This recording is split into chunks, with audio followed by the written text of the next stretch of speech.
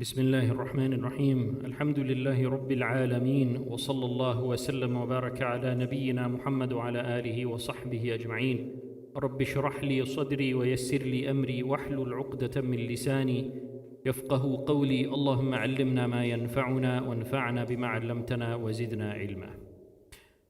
Over the last couple of weeks we have been speaking about al-intifada al-thaniyah, the second intifada, also known as Intifadatul Aqsa, the Intifada of Al-Aqsa, or the uprising of Al-Aqsa. And we mentioned that uprising started in the year 2000, and it went on for about 4.5 years. It ended in early 2005.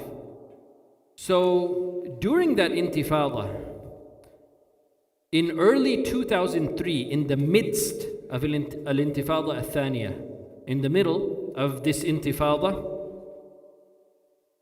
Israel accused Yasser Arafat of supporting the militant groups that were carrying out resistance operations against the Israeli forces. So the Israeli government accused Yasser Arafat, who was the head of the Palestinian Authority, they accused him of actually supporting those militant groups, when in actuality Yasser Arafat was trying to stop those militant groups, and he was actually arresting members of the resistance. But Israel thought that he was not doing enough, and they wanted him out. And the US actually pressured the Palestinian people to appoint Mahmoud Abbas, Abu Mazen, as the prime minister in order to sideline Yasser Arafat. So the US actually got involved, and they tried to convince the Palestinian government to oust Yasser Arafat and put Mahmoud Abbas in his place. Mahmoud Abbas, at that time, he was Yasser Arafat's second in command. He was the deputy, right? So the US wanted Yasser Arafat removed, and they wanted Mahmoud Abbas put in his place, and this is what Israel wanted as well. This was early 2003. Now, a few months down the road, in the summer of 2003, from the period between June and August, Israeli officials, they got together, including the Prime Minister of Israel at that time, Ariel Sharon, la'natullahi alayh. He, along with the defense minister of Israel, a man named Shaul Mofaz, they publicly described Yasser Arafat as an obstacle to peace.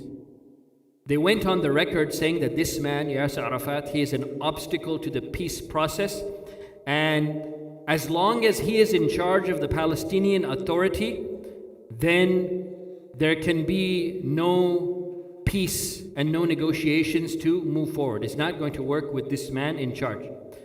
So on September 11th, 2003, the Israeli Security Cabinet formally and officially declared that they had decided to remove Yasser Arafat. So the Israeli forces are saying that we have decided that Yasser Arafat must be removed because he is an obstacle to peace. And they were so arrogant, this Israeli cabinet, that they said, we will remove Yasser Arafat from power in a manner and at a time of our choosing. He has to be removed, and we will remove him.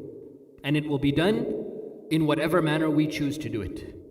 And it will be done at the time that we choose to do it. This was the formal and official declaration of the Israeli Security Cabinet. Look at the arrogance in the tone of which these people speak. So some of the ministers of that cabinet, they suggested that we should exile him, that he should leave this land, let him go to Europe or go somewhere else. They said that the way to remove him is exiling him. And others, even though they didn't blatantly say it, they didn't say it directly, they did not rule out assassination. When they were asked about possibly assassinating Yasser Arafat, they didn't say no to that, right? They kind of beat around the bush, and they did not rule it out. So it seemed like assassination was one of the options that they had on the table as well. So when Israel basically threatened Yasser Arafat, and basically they indirectly said that maybe they will even target him for assassination. And these are tactics that they had used before. Remember, we spoke a few weeks ago about what they did with Khalid Mish'al in Jordan. They actually had him poisoned in Jordan, right? And King Hussein, he demanded that an antidote be sent for the poison that was used to poison Khalid Mish'al by the Israeli forces. He demanded an antidote, and he threatened that if you don't send the antidote, then all of the peace process, all of the relationships that have been built between Jordan and Israel will all fall apart. We will completely cut everything off. King Hussein threatened them, and then they sent the antidote. And Khalid al-Mish'al was treated, and he survived. And he's still alive today, alhamdulillah, right? But this goes to show that the Israeli forces, they used these tactics, targeted assassination attempts, poisoning people. Even in other lands they would do this. They did this in Jordan, right? So they're known to do these type of things. So when they basically made this indirect threat on Yasser Arafat, they said, we will remove him in a manner that we see fit. What does that mean? It could mean exile, it could mean assassination, right? They kept it ambiguous like that on purpose, but it was seen as a threat. The words are threatening words. So when they said this, there was immediate international reaction, right? The United States president at that time, George W. Bush, and his administration, they quickly opposed harming Arafat. They said, yes, we understand that we don't want him in power, just like Israel doesn't want him in power. The US also did not want him in power, but they said you can't harm him, you can't assassinate him, you can't hurt him, right? That's what they said. Also, the European Union and the UN Secretary General at that time, Kofi Annan, they condemned the statement of the Israeli cabinet, and they warned Israel not to target Yasser Arafat in an assassination attempt. The Arab states, they denounced the Israeli cabinet's declaration, and they said that this is a clear intent. It's a statement of intent on behalf of the Israeli government that they want to assassinate Yasser Arafat, right? So this was in September of 2003. And it was in the middle of the Intifada, right? And at that time, Yasser Arafat, he was confined to his compound in Ramallah, in the West Bank. He was confined to his compound that was known as Al-Muqata'ah, the compound of Yasser Arafat in Ramallah. He couldn't really get out of there, right, during this time period while the Intifada was going on, because there were Israeli strikes around that area, right where his compound was.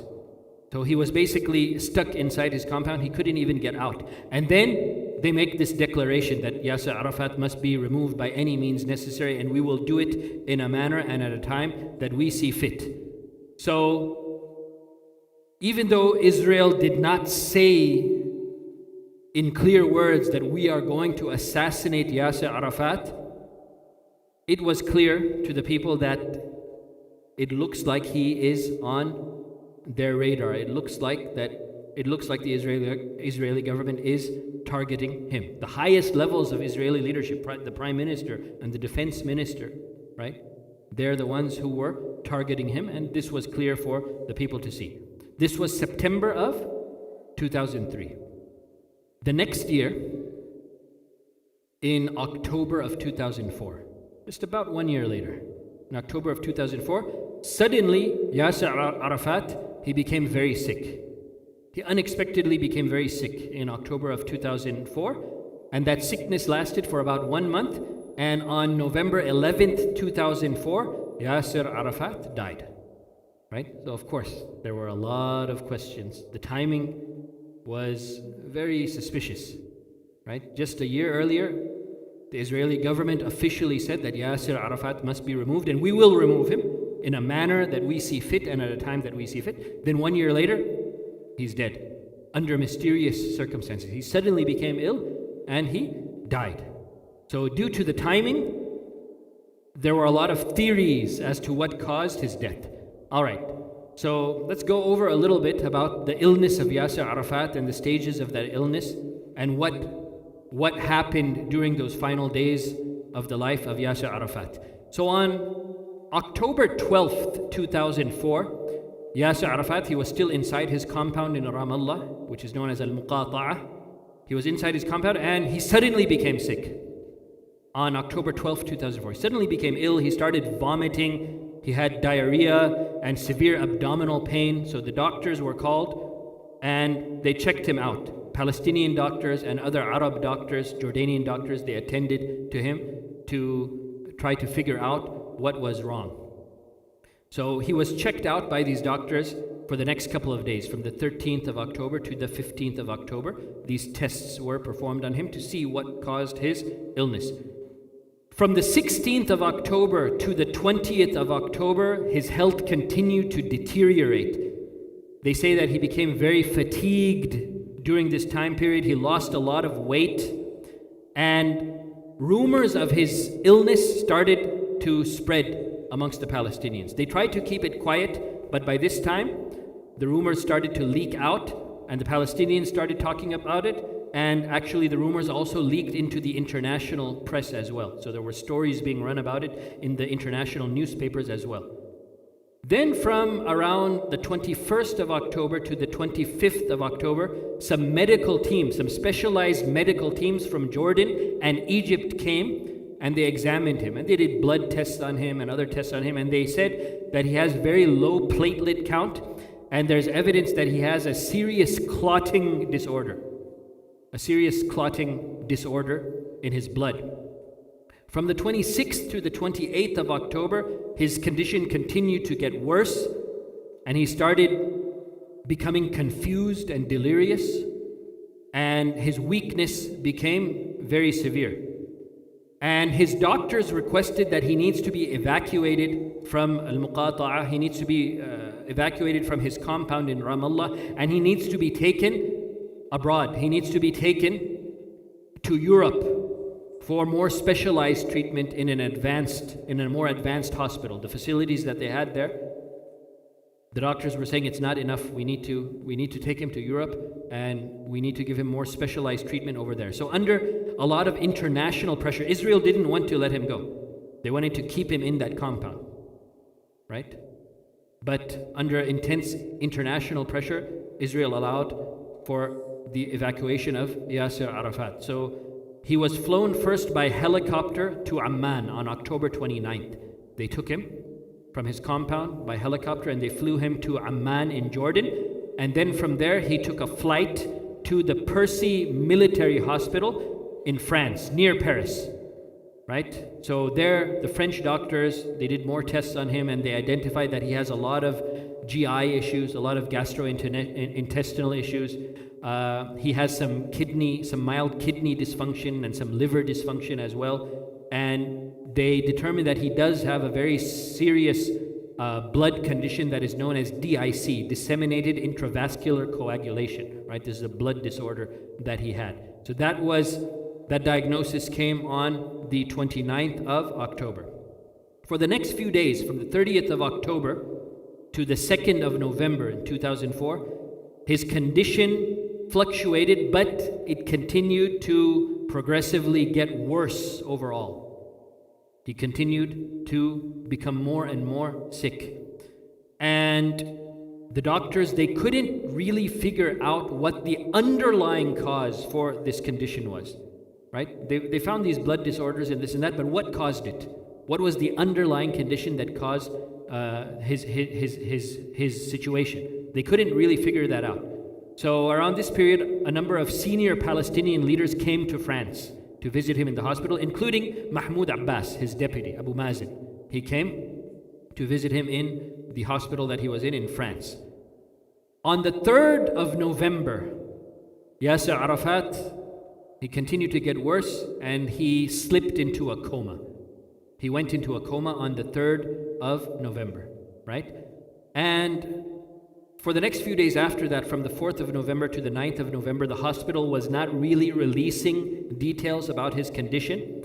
And because they were not releasing any details about his condition, of course, when there's no news, then rumors start, right? So there were a lot of rumors that started being spread during that time period, right? People were saying, oh, he was poisoned. Some people said he was poisoned by Israel. Others were saying, no, he was poisoned by probably some of the resistance groups that didn't like him from within Palestine, right? That rumor started as well. There was actually a rumor also that he had AIDS.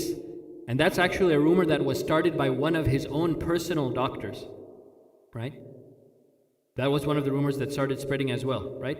And the wife of Yasser Arafat, a woman named Suha bint Dawood al-Tawil, she tightly controlled any access to his medical records or any medical information. She didn't want any of that information released. So she tried to keep a very tight seal on his medical records and his medical condition, right? But there were a lot of rumors going on.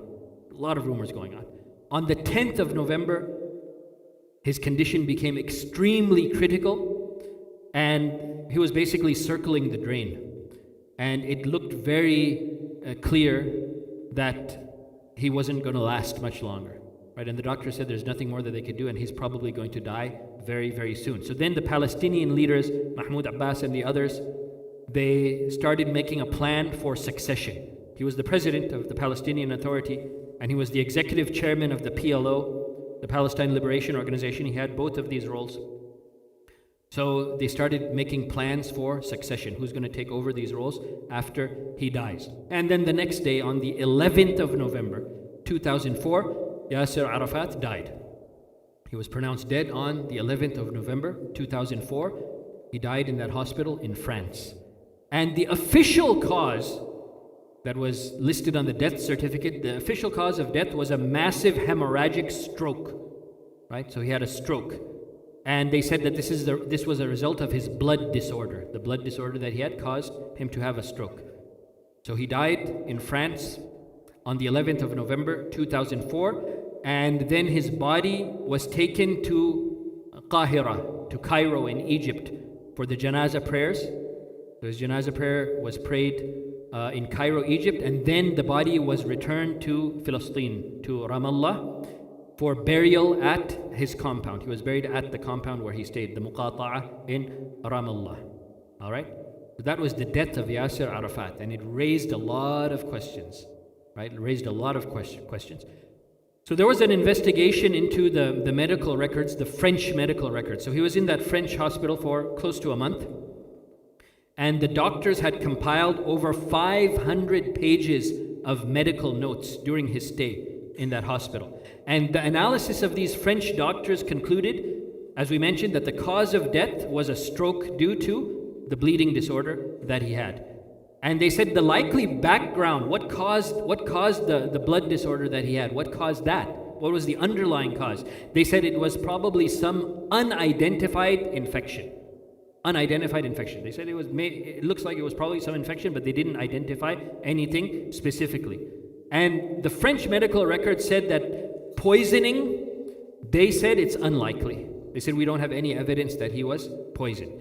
And the other rumor that we mentioned, that he had AIDS, these records said that AIDS, it's also unlikely, right? So their official cause of death that they listed was that he had an unidentified infection. You know, we don't know what that infection was. He had an unidentified infection that caused the bleeding disorder, and that bleeding disorder then led to a massive stroke, and he died. So this was the official conclusion of the French doctors that treated him.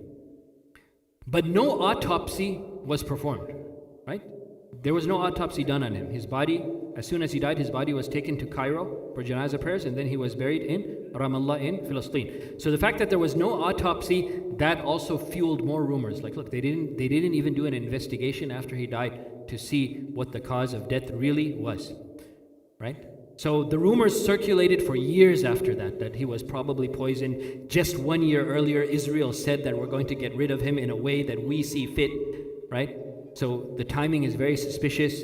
The fact that he suddenly fell ill, right?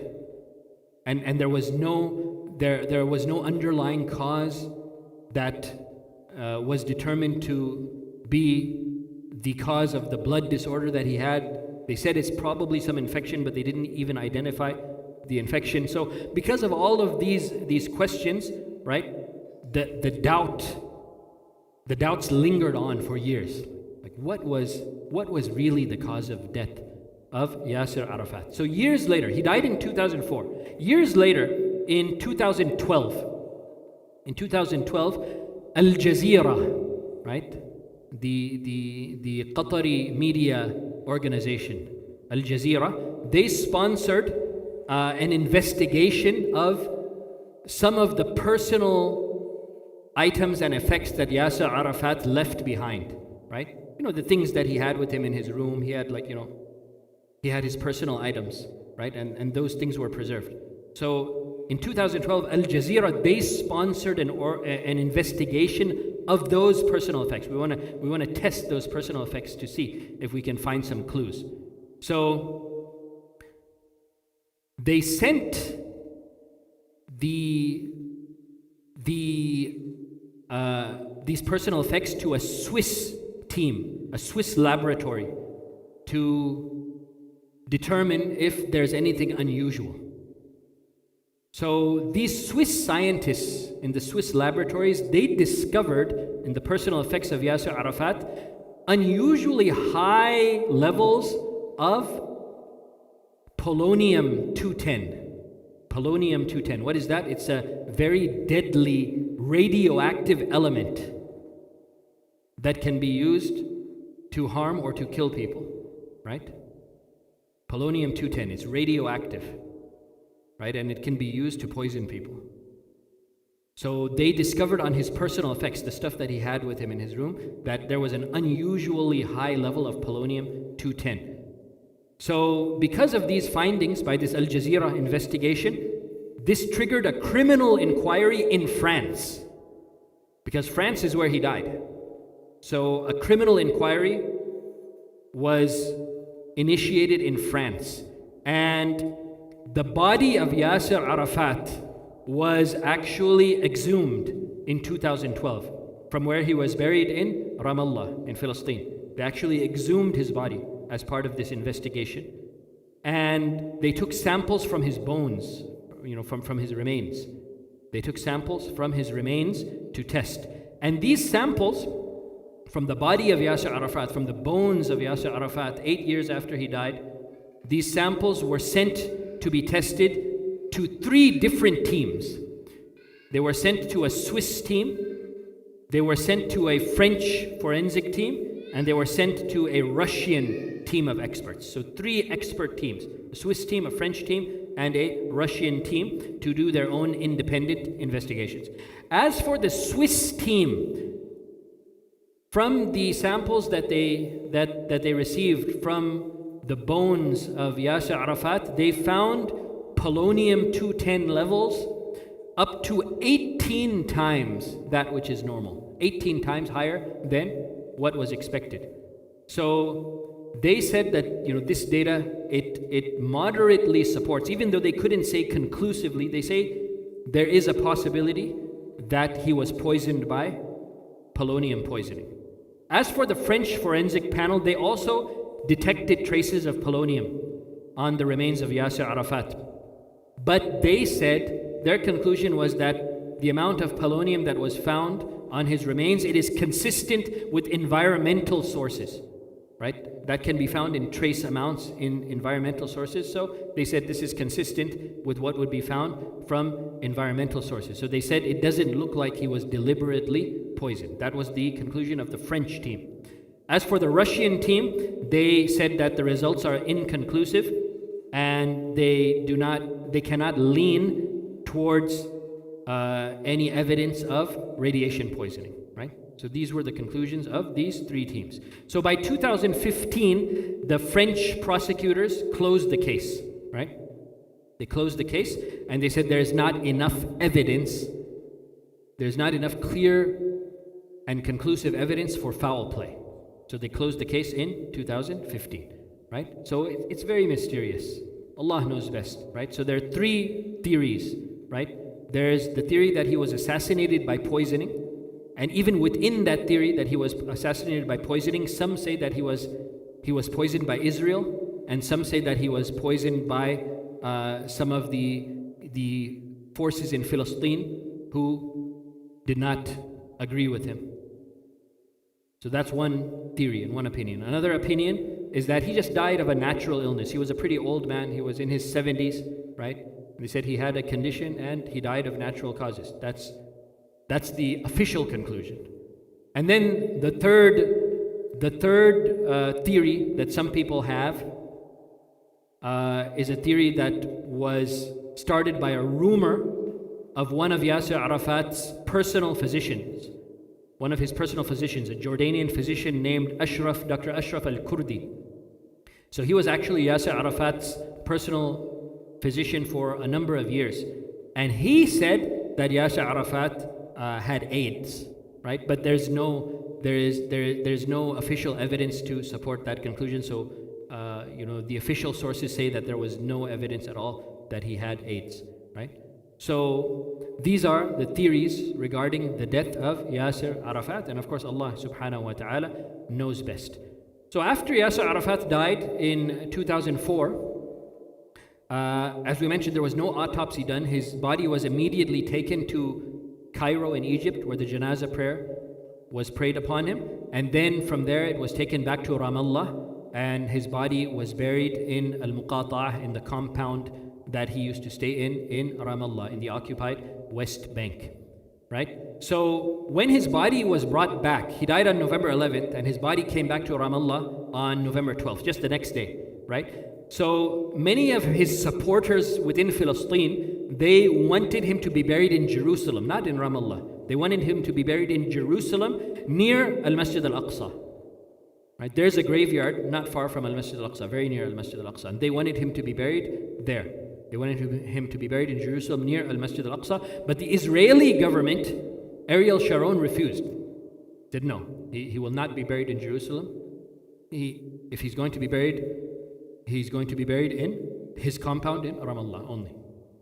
Right? So they refused to give permission for him to be buried in Jerusalem. So because of that, he was buried in Ramallah, in the compound where he used to stay, which was known as Al-Muqata'ah, right, in Ramallah. All right, so immediately after the death of Yasser Arafat, according to the basic law of the Palestinian Authority, the Speaker of the Palestinian Legislative Council takes over for the president if the president dies. So the Speaker of the Palestinian Legislative Council, basically like what would be the equivalent of the Speaker of the House here, right? The Palestinian Authority laws say that if the president dies, then that speaker, the Speaker of the Palestinian Legislative Council becomes the interim president, temporary president, for a period of 60 days. And emergency elections are held. But for 60 days, the Speaker becomes the interim president. So the Speaker of the Palestinian Legislative Council at that time was a man named Rouhi Fattuh. So he became the interim president for a period of 60 days. As for the other role that Yasser Arafat had, he was the executive chairman of the Palestine Liberation Organization, the PLO. So he was the president of the PA, president of the Palestinian Authority, and he was also the executive chairman of the PLO. So these were his two roles. As for his role as the president of the Palestinian Authority, that was given to Rouhi Fattuh to be the interim president for a period of 60 days until elections could be held. As for his other position, the chairman of the PLO, that position passed straight to the deputy of Yasser Arafat, Mahmoud Abbas, also known as Abu Mazen. So he became the chairman, he immediately became the chairman of the PLO Executive Committee. All right, so within a couple of months, right, within those 60 days, in January of 2005, elections were held for the presidency of the Palestinian Authority, and on the 9th of January 2005, Mahmoud Abbas won those elections with about 62% of the vote. And he was sworn in on the 15th of January 2005. He was sworn in as the new president of the Palestinian Authority on the 15th of January 2005.